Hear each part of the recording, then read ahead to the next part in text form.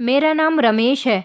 मैंने अपनी ज़िंदगी में पहली बार एक ऐसा हादसा देखा था जिसको मैं आप लोगों के साथ शेयर करना चाहता हूँ। इस हादसे से कई जिंदगियों पर असर पड़े थे। मैं अभी पढ़ाई कर रहा था। मेरे माता पिता चाहते थे कि मैं पढ़ लिख कर किसी काबिल बन जाऊं, क्योंकि मेरे दो बड़े भाई थे और दोनों ही बिल्कुल नकारा थे। उन दोनों ने हमारे घर के हालात को काफ़ी अच्छी तरह से बिगाड़ दिया था, क्योंकि दोनों ही गलत संगतों में चले गए थे। हम 3 भाई थे। लोग मेरे पेरेंट्स से कहते थे कि आप लोग तो बड़े खुशनसीब हो जिनको 3-3 बेटे नसीब हुए हैं, क्योंकि लड़कों को तो लोग समझते हैं कि वो घर की सारी जिम्मेदारी को उठा लेते हैं। अगर मेरे माता पिता की 3 बेटों की जगह 3 बेटियां होती तो शायद लोग उन पर तरस खाकर कहते कि भगवान ने बेटियां दी हैं, इनका इकलौता पिता इन लोगों का खर्च कैसे पूरा कर रहा होगा।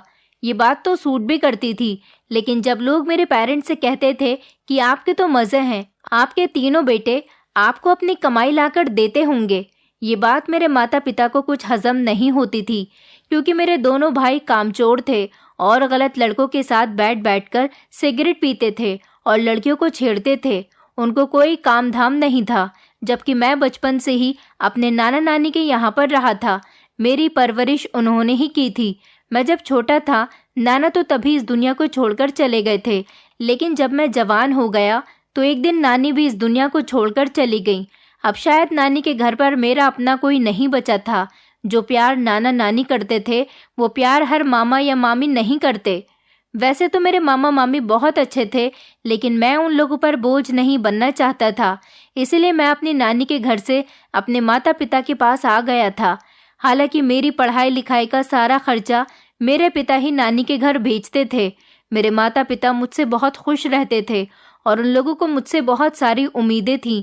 वो चाहते थे कि मैं पढ़ लिख कर नौकरी करूं और उन लोगों का सहारा बनूं, जबकि मेरे दोनों बड़े भाई उन लोगों को काफ़ी हद तक परेशान कर चुके थे और उनको बीमारी की कगार तक ला चुके थे।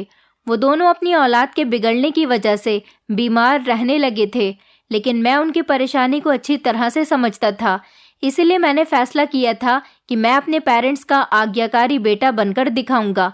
भले से ही उन लोगों ने मेरी परवरिश सिर्फ 7 साल तक ही की थी, लेकिन कहलाया तो मैं उनका ही बेटा जाऊंगा और हूँ भी उनका ही। इसलिए मुझे उनकी बहुत फिक्र थी। मुझे शुरू से ही जानवरों से बहुत प्यार था। मेरी पढ़ाई पूरी होने वाली थी। वैसे तो मैं डॉक्टर बनना चाहता था, लेकिन सबसे ज़्यादा इंटरेस्ट मुझे जानवरों में था। मेरी पढ़ाई पर मेरे माता पिता ने काफ़ी सारे पैसे खर्च किए थे। ये तो अच्छा था कि मेरे पिता की काफ़ी सारी ज़मीनें थीं, उनको बेच कर वो गुजारा कर रहे थे। अगर वो भी नहीं होती तो शायद हम लोग जल्दी ही सड़क पर आ जाते। मुझे जानवरों में सबसे ज़्यादा घोड़ा पसंद था। इसी वजह से मेरी पढ़ाई पूरी होते ही मुझे जानवरों के डॉक्टर के पास नौकरी मिल गई थी। इससे पहले मैंने कोई नौकरी नहीं की थी, सिर्फ मैं पढ़ाई ही कर रहा था। मैं इंसानों का डॉक्टर बनना चाहता था। जानवरों का डॉक्टर बनने से पहले मैंने एक अस्पताल में नौकरी करना शुरू किया था। मुझ में जानवरों का इंटरेस्ट देखते हुए वहाँ आने वाले एक जानवरों के सर्जन ने मुझे अपने पास असिस्टेंट रख लिया था। वो कहता था कि तुम जैसे लोग ही जानवरों की हिफाजत कर सकते हैं, जिनके अंदर जानवरों के दुख दर्द समझने की ताकत हो, जो जानवरों की फीलिंग्स को अच्छी तरह से समझ सकें और उनके साथ नरमी से बिहेव कर सकें, जिन्हें जानवरों से प्यार हो। ऐसे ही डॉक्टर जानवरों का अच्छे तरीके से इलाज कर सकते हैं। मैं आज भी अपने क्लिनिक में मौजूद था। मैं क्लिनिक की सफाई कर रहा था। हमारे क्लिनिक में ज़्यादातर छोटे छोटे जानवर ही लाए जाते थे। कोई अपना कुत्ता लेकर आता था तो कोई अपनी रशियन कैट हमारे पास इलाज के लिए लेकर आता था। मेरी इस नौकरी से मेरे माता पिता भी बहुत खुश हुए थे। मैं अपनी सैलरी जाकर अपने माता पिता के हाथ में रखता था तो मेरे पिता गर्व महसूस करते थे।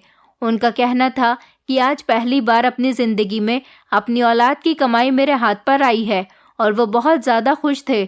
खुशी की वजह से उनकी आंखों में आंसू भी आ गए थे। मैंने उन्हें तसल्ली दी थी कि मैं अपने दोनों भाइयों जैसा नहीं हूँ। मेरी वजह से कभी आपको कोई तकलीफ नहीं होगी।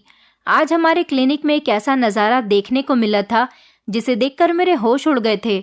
मेरी नज़र बाहर पड़ी तो एक छोटा सा लड़का, जिसकी उम्र लगभग 12 से 14 साल के करीब होगी, वो एक बीमार सी घोड़ी को लेकर आया था। घोड़ी को खड़ा हुआ देखकर ऐसा महसूस हो रहा था कि वो बहुत ज़्यादा तकलीफ की शिकार है। मैंने जब उसे देखा तो हैरान रह गया था। आज से पहले मैंने किसी जानवर की आंखों में इतनी तकलीफ नहीं देखी थी। उसकी आंखों में मुझे गम भी नजर आ रहा था, जैसे कि वो अपने मालिक से रिक्वेस्ट कर रही है। मैं जब बाहर आया तो वो लड़का रो रहा था। मैंने उससे पूछा कि क्या हुआ है बेटा, तुम क्यों रो रहे हो? तो वो कहने लगा, मेरी घोड़ी के साथ बहुत बड़ा अत्याचार हो गया, मगर मैं इस बारे में कुछ नहीं कह सकता। आप मेरी घोड़ी का इलाज कर दो। मैंने उसे चौंकते हुए सवाल किया था कि तुम्हें इतनी कीमती घोड़ी किसने दी है, क्योंकि उस लड़के की हालत तो मजदूरों जैसी लग रही थी, जबकि उसके पास मौजूद घोड़ी काफ़ी ज़्यादा महंगी थी। मुझे जानवरों का बहुत शौक था, इसीलिए मुझे जानवरों के बारे में काफ़ी सारी जानकारियाँ भी थी। उसकी कीमत ज़्यादा थी क्योंकि वो नस्ल बढ़ाने वाली घोड़ी थी। मैंने उससे कहा कि सच सच बताओ कि ये घोड़ी तुम कहाँ से लेकर आए हो। उस लड़के ने फौरन ही मेरे आगे हाथ जोड़ दिए और रोने लगा था। उसकी आंखों में मोटे मोटे आंसू थे। उसने मुझसे कहा, अगर आपको पता चल जाए कि इस वक्त ये घोड़ी कितनी तकलीफ में है तो आप मुझसे कोई भी सवाल पूछने के बजाय इसका इलाज करना शुरू कर दोगे। आप कैसे जानवरों के डॉक्टर हो जिसे एक जानवर की तकलीफ का एहसास ही नहीं हो रहा? वो लड़का मुझे डॉक्टर समझ रहा था। इतनी कम उम्र होने के बावजूद भी वो बातें बहुत समझदारी भरी कर रहा था। मैंने घोड़ी की तरफ देखा तो वो सच में बहुत बेचैन लग रही थी। मैंने बड़े डॉक्टर को बुलाया और उनसे कहा कि इस घोड़ी का क्या किया जाए। बड़े डॉक्टर सर्जन थे और वही इस क्लिनिक के मालिक थे। उन्होंने जब घोड़ी के पेट की तरफ देखा तो कहने लगे कि इसके साथ कुछ गड़बड़ लगती है। मैं डॉक्टर साहब की बात सुनकर चौंक गया था। उन्होंने कहा, इसका जल्द से जल्द अल्ट्रासाउंड करना होगा। हम कोई भी बात अंदाज़ा लगाकर नहीं कह सकते और ना ही अभी किसी नतीजे तक पहुंच सकते हैं। ये बहुत ही कीमती जानवर है। इसके मालिक ने तो इसे महंगी कीमत देकर खरीदा होगा, इसलिए इस जानवर को वेस्ट नहीं होना चाहिए। मैंने देखा था कि डॉक्टर साहब को भी इस घोड़ी की कीमत का अंदाज़ा था। Surgeon R.K. वर्मा के कहने पर मैं घोड़ी को अल्ट्रासाउंड रूम में लेकर चला गया। यह अल्ट्रासाउंड रूम काफ़ी बड़ा था। ये स्पेशली बड़े ही जानवरों के लिए बनाया गया था। मैंने घोड़ी को प्यार करते हुए बड़ी मुश्किल से नीचे लिटाया था क्योंकि वो बहुत ज़्यादा तकलीफ में थी और फिर उसका अल्ट्रासाउंड करना शुरू कर दिया। मैं अल्ट्रासाउंड की रिपोर्ट देखना नहीं जानता था, मैं तो बस मशीन चलाना जानता था। मैं बस अल्ट्रासाउंड करके फ्री ही हुआ था कि क्लिनिक के दरवाजे पर अचानक शोर होना शुरू हो गया। ऐसा लग रहा था जैसे बाहर कोई ज़ोर ज़ोर से चिल्ला रहा है। बाहर क्या हो रहा था ये सब तो मुझे बाहर जाने के बाद ही पता चलने वाला था, इसलिए मैं जल्दी से भागकर बाहर गया तो वहाँ पर एक जवान लड़का खड़ा हुआ था। उस जवान लड़के की उम्र 20 से 30 साल के बीच में लग रही थी, जबकि उसके साथ एक जवान लड़की भी मौजूद थी। उस लड़की की उम्र तो मुश्किल से 19 या 20 साल की ही होगी। मैंने उन दोनों को देखा तो मुझे बड़ी हैरानी हुई थी। मैंने उन लोगों से पूछा कि तुम लोग कौन हो और यहाँ पर आकर इतना शोर क्यों मचा रहे हो? तो उन्होंने एक बड़ी ही अजीब बात कही। वो लड़का कहने लगा कि हम लोग तो यहाँ पर अपना जानवर लेने के लिए आए हैं। चलो जल्दी से हमें हमारा जानवर दे दो, हमें उसे जल्दी ही वापस लेकर जाना है। उनकी बातें सुनकर तो मुझे बहुत गुस्सा आया था कि आखिर वो कौन से जानवर की बात कर रहे थे। मेरी तो कुछ समझ नहीं आ रहा था। फिर मुझे याद आया कि एक जानवर जो हमारे पास मौजूद है, शायद ये लोग उसी की बात कर रहे हैं। मैंने कहा कि आपका वो जानवर तो खुद ही हमारे पास एडमिट करने के लिए लाया गया है। अगर आप उसकी बात कर रहे हो तो अभी उसका अल्ट्रासाउंड हो रहा है। हम अभी आधा अधूरा इलाज करके तो आपके जानवर को नहीं दे सकते। मैंने भी उनको गुस्सा दिलाने के लिए ये सब कहा था। वो लोग मेरी बात सुनकर गुस्से से भड़क उठे थे। तभी वो लड़का कहने लगा कि तुम्हारी हिम्मत कैसे हुई मेरे आगे इतना बोलने की? तुम नहीं जानते हो कि मैं कौन हूँ और मैं किसका बेटा हूँ। मैं तुम्हें खड़े खड़े खरीद सकता हूँ और तो और तुम्हें यहाँ से नौकरी से भी निकाल सकता हूँ। जाओ जाकर जल्दी से मेरी घोड़ी ले आओ, वरना मुझसे बुरा तुम्हारे लिए कोई नहीं होगा। वो लड़का तो बहुत ज़्यादा भड़क उठा था। मुझे उसे देखकर कोई डर नहीं लग रहा था क्योंकि जिस जानवर का मैं अल्ट्रासाउंड करके आया था वो बहुत ज़्यादा तकलीफ में था। मैं उसका इलाज हुए बिना ही इन लोगों को उसे नहीं दे सकता था। उस घोड़ी को इलाज की ज़रूरत थी। अब मुझे इन दोनों लड़का लड़की पर शक होने लगा था क्योंकि कोई भी आम आदमी छोटी सी बात पर इतना भड़कता नहीं है, लेकिन ये लड़का जितना भड़क रहा था इस हिसाब से तो साफ पता चल रहा था कि इसके दिल में कोई चोर ज़रूर है या फिर ये खुद ही कोई चोर है जो मुझे धमकाने की कोशिश कर रहा है। इतने में ही डॉक्टर साहब आ गए थे। उन्होंने मेरी तरफ देखकर कहा, रमेश, ये घोड़ी इस लड़के के हवाले कर दो। वैसे भी हम ऐसे जानवरों का इलाज नहीं करते जिनके मालिक उनके इलाज के लिए सीरियस ही ना हो। ये लड़का और लड़की बहुत ही जल्दी में लग रहे थे। मुझे तो इन दोनों को देखकर कुछ गड़बड़ सी लग रही थी, पर मेरी समझ नहीं आ रहा था कि डॉक्टर साहब ने मुझे इन लोगों को घोड़ी देने के लिए क्यों कह दिया।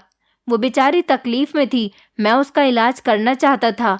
मुझसे उसकी तकलीफ देखी नहीं जा रही थी। मैं चाहता था कि उसका इलाज हो जाए और वो बिल्कुल ठीक हो जाए, तब उसे अस्पताल से लेकर जाया जाए। वो दोनों इस घोड़ी का इलाज नहीं करवाना चाहते थे।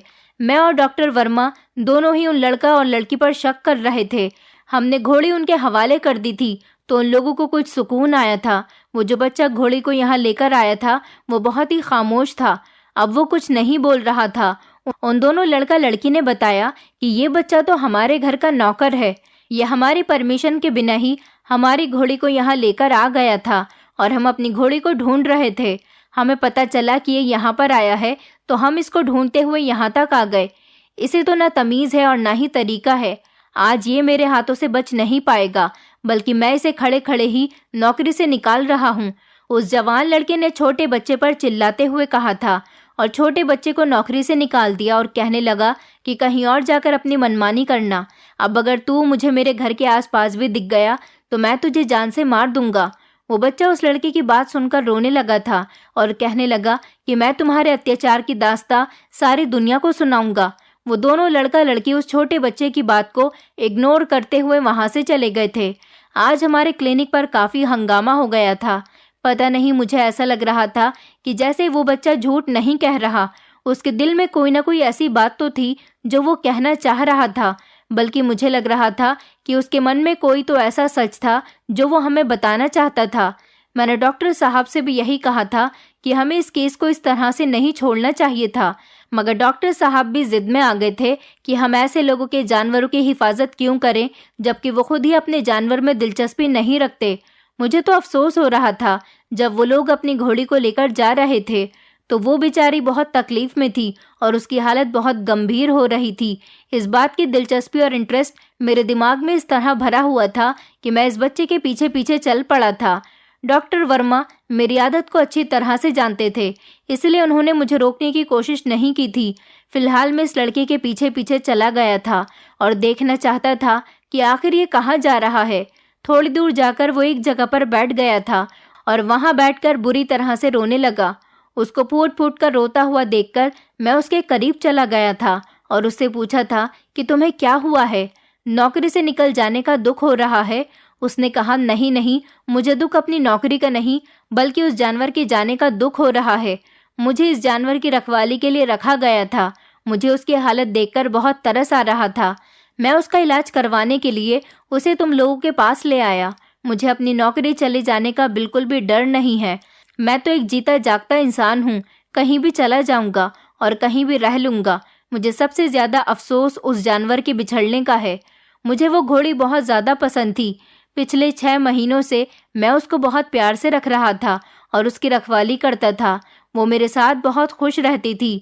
आज मुझसे उसकी तकलीफ नहीं देखी गई तो मालिक की परमिशन के बिना ही उसे आपके पास इलाज करवाने के लिए ले आया था।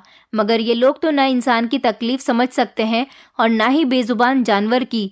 ये लोग तो इंसान के साथ ही बुरा हशर करते हैं, तो फिर जानवर की तकलीफ को क्या समझेंगे। बस मुझे अपनी घोड़ी का दुख है और मैं उसकी वजह से बहुत परेशान हूँ। मैं 100% जानता हूँ कि उन लोगों ने उसके साथ कुछ ज़रूर गलत किया है, वरना कोई भी जानवर बेवजह इतनी तकलीफ में नहीं आता। वो तो पालतू जानवर थी, मैंने उसका बहुत ख्याल रखा था और मुझे बड़े मालिक ने इस नौकरी पर रखा था और स्पेशली मुझे उसका ख्याल रखने का काम दिया गया था। और आज देखो, छोटे मालिक ने मुझे नौकरी से निकाल दिया। वो बच्चा मेरी तरफ देखकर कहने लगा, क्या आप मेरी एक बात मानोगे? ये कहकर उस बच्चे ने मेरे आगे हाथ जोड़ दिए थे। उसको इस तरह से रोता हुआ और बिलखता हुआ देखकर मेरा दिल भी पिघल गया। मैंने कहा, हाँ तुम बताओ क्या कहना चाहते हो, मैं तुम्हारी हर बात मानने के लिए तैयार हूँ। मेरी ये बात सुनकर उस लड़के के चेहरे पर धीमी सी मुस्कुराहट आई थी और उसे कुछ हौसला मिला था। उस बच्चे ने जो मुझे बात बताई वो बड़ी ही अजीब सी थी। वो कहने लगा कि तुमने मेरी घोड़ी का अल्ट्रासाउंड किया है। अब तुम ऐसा करना कि अल्ट्रासाउंड की रिपोर्ट ज़रूर देखना और अपने डॉक्टर को भी दिखाना। कम से कम सच तो तुम लोगों के सामने आ ही जाएगा। अगर तुम ऐसा नहीं कर सकते और तुम्हारे अंदर हिम्मत नहीं है ऐसा करने की, तो तुम वो रिपोर्ट आते ही पुलिस को दे देना। जानवर के साथ भी बुरा करने का हक इंसान को नहीं है। आखिर जानवर भी तो एक इंसान के जैसा ही होता है, उसको भी तकलीफ होती है, उसके अंदर भी फीलिंग्स होती हैं। उस बच्चे की बातें तो बिल्कुल ठीक थीं। मुझे अब सच में उस कपल पर शक होने लगा था जो यहाँ से घोड़ी को लेकर गए थे। मैंने उस बच्चे से कहा, तुम मुझे उन दोनों के घर का पता दे दो, अगर कोई बात हुई तो हम उन तक आसानी से पहुंच सकेंगे। वो लड़का कहने लगा, मैं तुम्हारे साथ तुम्हारे क्लिनिक पर चलता हूँ। तुम चाहो तो अभी उस घोड़ी की रिपोर्ट देख सकते हो और तुम्हें भी सच का अंदाजा हो जाएगा और ये भी समझ आ जाएगा कि उन लोगों ने इस घोड़ी के साथ कैसा अत्याचार किया। ये लोग बहुत ज़्यादा जालिम लोग हैं। मैं इनको अच्छी तरह से जानता हूँ, लेकिन शायद मैं अपनी बात को तुम्हें सही तरह से समझा नहीं सकता। उस बच्चे की बात पर मैं उसकी बात मानने के लिए तैयार हो गया था और वो बच्चा मेरे साथ क्लिनिक आ गया। मैं उसे लेकर वापस क्लिनिक आया तो डॉक्टर वर्मा जा चुके थे क्योंकि उनके घर जाने का टाइम हो गया था। मेरे पास अल्ट्रासाउंड की वो रिपोर्ट सामने ही पड़ी हुई थी। अल्ट्रासाउंड के होते ही रिपोर्ट प्रिंट हो जाती है। मैंने वो रिपोर्ट वहाँ से उठा ली और उस बच्चे से कहा कि चलो हम किसी और डॉक्टर के पास चलते हैं और उससे कहेंगे कि वो हमें ये रिपोर्ट पढ़कर सुना दे। हालांकि रिपोर्ट तो मैं भी पढ़ना जानता था क्योंकि मैं डॉक्टर के यहाँ काम करता था, लेकिन मैं ये देखना चाहता था कि दूसरा कोई डॉक्टर इस घोड़े के बारे में क्या बताता है। मैं और वो लड़का राहुल एक करीब में बने हुए क्लिनिक पर चले गए थे। वहाँ जाकर जब हमने ये रिपोर्ट उस डॉक्टर को दिखाई तो वो डॉक्टर गुस्से से आंख बबूला हो गया था। उसकी आंखें तो जैसे गुस्से में जोश मार रही थी। ये देखकर उस डॉक्टर से रहा नहीं गया और उसने मेरी तरफ देखकर कहा कि अल्ट्रासाउंड की रिपोर्ट क्या सच है या फिर तुम लोग मुझसे कोई मजाक करने के लिए आए हो? तुम लोग कहीं झूठ तो नहीं बोल रहे हो? मैंने इनकार करते हुए सर हिला दिया और सारी बात भी बता दी। उनसे कहा कि हम लोग तो यहाँ पर अल्ट्रासाउंड की रिपोर्ट आपसे पढ़वाने के लिए आए हैं। मैंने उसको ये नहीं बताया था कि मैं खुद भी डॉक्टर के यहाँ पर काम करता हूँ और इस रिपोर्ट को पढ़ चुका हूँ। हम कोई झूठ नहीं बोल रहे।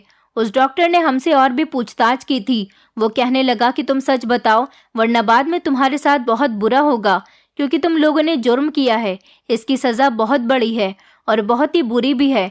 तुमने ये हरकत पता नहीं क्या सोच कर की। तुम में ज़रा भी इंसानियत नाम की चीज़ है या नहीं? डॉक्टर की बात सुनकर मुझे थोड़ी शर्मिंदगी महसूस हो रही थी। मैं सोचने लगा कि कहीं सारा इल्ज़ाम मेरे ऊपर ही ना आ जाए। मैंने उस बच्चे से कहा कि तुम अपना बयान रिकॉर्ड करवा दो। ऐसा लग रहा था कि मामला बहुत ज़्यादा सीरियस होने वाला है और फिर सीरियस होने वाली बात ही थी। कहीं हम लोग यहाँ पर फंस न जाएं। लेकिन फिर मेरे पास एक और तरीका भी था। मैं उनको बता सकता था कि मैं कहाँ से आया हूँ और कौन हूँ। इतनी ही देर में डॉक्टर साहब ने फ़ोन पर हाथ रखा और करीब के ही पुलिस स्टेशन में कॉल कर दी। मुझे तो इस बात की समझ नहीं आ रही थी कि अल्ट्रासाउंड रिपोर्ट में आखिर ये सब क्यों और कैसे आ गया था। मैं कंफर्म करने के लिए इस डॉक्टर के पास आया था, लेकिन मैंने दिमाग नहीं लगाया कि मैं इस तरह से भी फंस सकता था। दरअसल इस घोड़ी के पेट में कुछ ऐसा था जिसके बारे में सुनकर शायद आप लोग भी चौंक जाएंगे। मुझे आज इस जानवर पर बहुत ही अफसोस हो रहा था। 5 मिनट बाद ही पुलिस भी आ गई थी। पुलिस की गाड़ी क्लिनिक के बाहर खड़ी हुई थी। डॉक्टर ने हम दोनों को पुलिस के सामने खड़ा कर दिया था और पुलिस वालों को पूरी बात बता दी थी। मुझे तो ये बात पता थी, लेकिन उस लड़के को ये बात पता नहीं थी। वो बहुत ज़्यादा कंफ्यूज हो रहा था। जब उसने ये बात सुनी तो उसने अपने कानों को हाथ लगा लिए थे। मैंने भी पुलिस को सारी बात बता दी थी। पुलिस ने मुझे अपने साथ चलने के लिए कहा था। ये मामला बहुत ज़्यादा सीरियस था। पुलिस ने कहा था कि आपको हमारे साथ चलना होगा क्योंकि इस मामले में आप लोग भी शामिल हैं। मैं इस तरह से पछताने भी लगा था कि आखिर हम लोग ये किस केस में फंस गए। मुझे इस डॉक्टर को अपने बारे में पुलिस के आने से पहले ही बता देना चाहिए था, पर इसमें हमारा कोई कसूर नहीं था और मुझे यहाँ की पुलिस पर पूरा भरोसा था। इसलिए मैं बेझिझक इस पुलिस की गाड़ी में बैठ गया था। अभी मुझे पुलिस को लेकर उन लोगों के घर भी जाना था जो लोग उस घोड़ी को लेकर गए थे। वो इस जानवर के मालिक थे, तो उन्हें ही पुलिस को जवाब देना था। थोड़ी देर के बाद गाड़ी उन लोगों के घर के बाहर पहुंच गई थी। पुलिस की गाड़ी की आवाज़ सुनते ही घर में मौजूद सारे लोग बाहर आ गए थे और उनके चेहरे पर हवाइयाँ उड़ रही थी। मगर जब एक औरत पर मेरी नज़र पड़ी तो मेरे भी पैरों तले से ज़मीन निकल गई थी। मेरी आंखें तो हैरानी की वजह से फटी की फटी रह गई थी और मुझे अपनी आंखों पर विश्वास नहीं हो रहा था कि मैं अपने सामने किसको देख रहा हूँ। वो लड़की मुझे जानी पहचानी लग रही थी। मुझे याद नहीं आ रहा था, बस इतना पता था कि मैं इसे बहुत अच्छे से जानता हूँ, कहीं ये मेरी कोई रिश्तेदार न हो। मैं अपने दिल में यही सब सोच रहा था कि कहीं वो मेरी जान पहचान के ना निकले। मैं उस टाइम बहुत ही परेशानी में उलझा हुआ था और परेशानी की वजह से मेरी कुछ भी समझ में नहीं आ रहा था। पुलिस वालों ने उन लोगों से कोई भी सवाल किए भी नहीं, सबको हथकड़ियां पहनाकर गाड़ी में बैठा लिया। ये लोग पुलिस की गाड़ी में बैठे तो वो जवान लड़का बहुत जोर जोर से चिल्ला रहा था और पुलिस को कुछ बताने की कोशिश कर रहा था, मगर वो जवान लड़की बहुत ज्यादा खामोश थी, जैसे कि वो बहुत बेबस होकर बैठी हुई हो। जब मैंने उसकी तरफ देखा तो वो मुझसे अपनी नजरें चुरा रही थी। मैं समझ गया कि वो मुझे जरूर पहचानती है और जानती भी है, तभी तो वो मेरे सामने शर्मिंदगी महसूस कर रही थी। हम लोगों को पुलिस स्टेशन पहुंचने में ज्यादा टाइम नहीं लगा था। हम लोग जैसे ही पुलिस स्टेशन पहुंचे तो एक पुलिस ऑफिसर ने उस जवान लड़की को गिरेबान से पकड़ लिया और उसे अंदर ले गए थे। पुलिस का गुस्सा देखकर लग रहा था कि पुलिस को इस लड़के पर बहुत ज्यादा गुस्सा आ रहा है, क्योंकि उसने बहुत बड़ा जुर्म किया हुआ था। मैंने सोचा कि मुझे इन लोगों के नौकर से एक बार और बात कर लेनी चाहिए, जो कि इन लोगों के साथ ही बैठा हुआ था, मगर पुलिस के तेवर देखकर मुझ में हिम्मत नहीं हो रही थी कि मैं इनमें से किसी से भी कोई बातचीत कर सकूं, क्योंकि मैं तो खुद ये सब कुछ देखकर हैरान रह गया था। ये केस सच में बहुत ही ज्यादा उलझा देने वाला था। वैसे भी इनमें से मैं किसी को नहीं जानता था।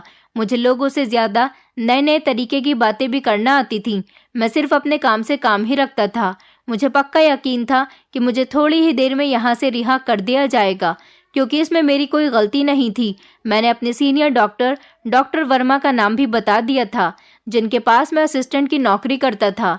पुलिस स्टेशन में मामूली सी कार्यवाही करने के बाद मुझे बाइज्जत रिहा कर दिया गया था।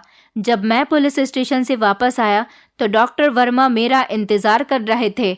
आते ही वो मुझ पर बरस पड़े और बोले, मैंने तुमसे कितनी बार कहा है कि तुम इन हरकतों से दूर रहा करो। तुम जानते भी हो कि तुम्हारी इन हरकतों से हमारे क्लिनिक का नाम बदनाम हो सकता है, मगर तुम ऐसे हो ही नहीं कि तुम मेरी बात मान लो।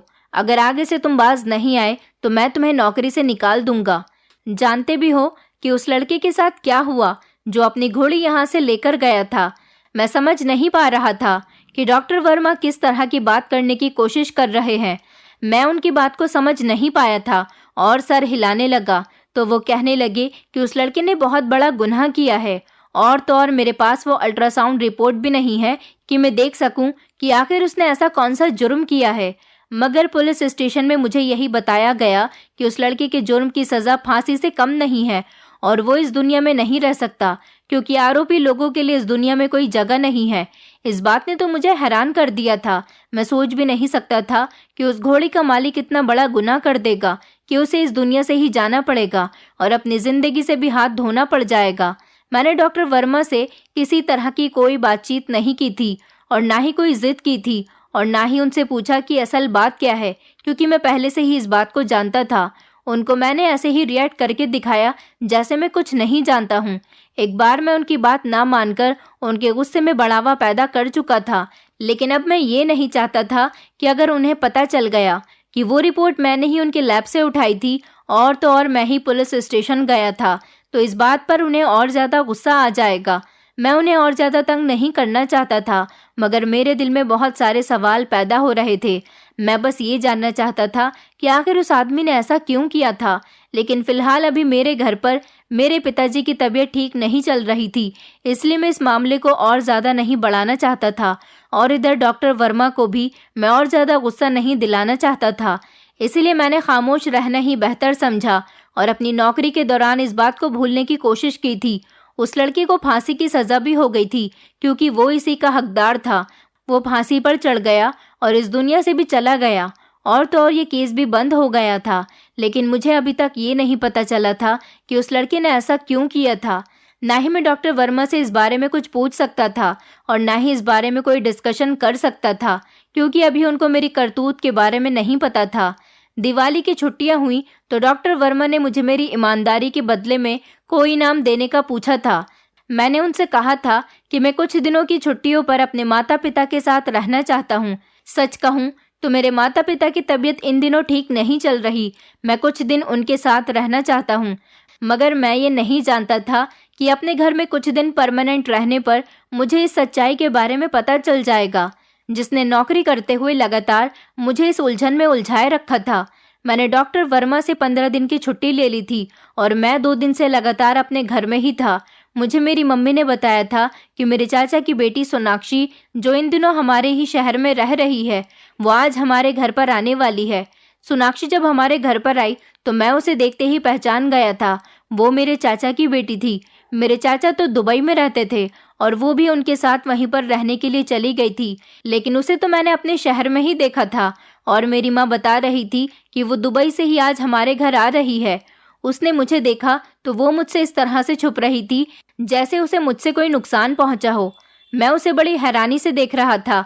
सोनाक्षी से बातचीत करना मेरे लिए कोई मुश्किल काम नहीं था। मैं उसे पहले भी जानता था, लेकिन काफ़ी सालों से मेरी उससे मुलाकात नहीं हुई थी, क्योंकि वो मेरे चाचा की बेटी थी और मेरे घर पर कभी कभी आ जाया करती थी। लेकिन मैं तो परमानेंट अपनी नानी के घर पर ही रहा था।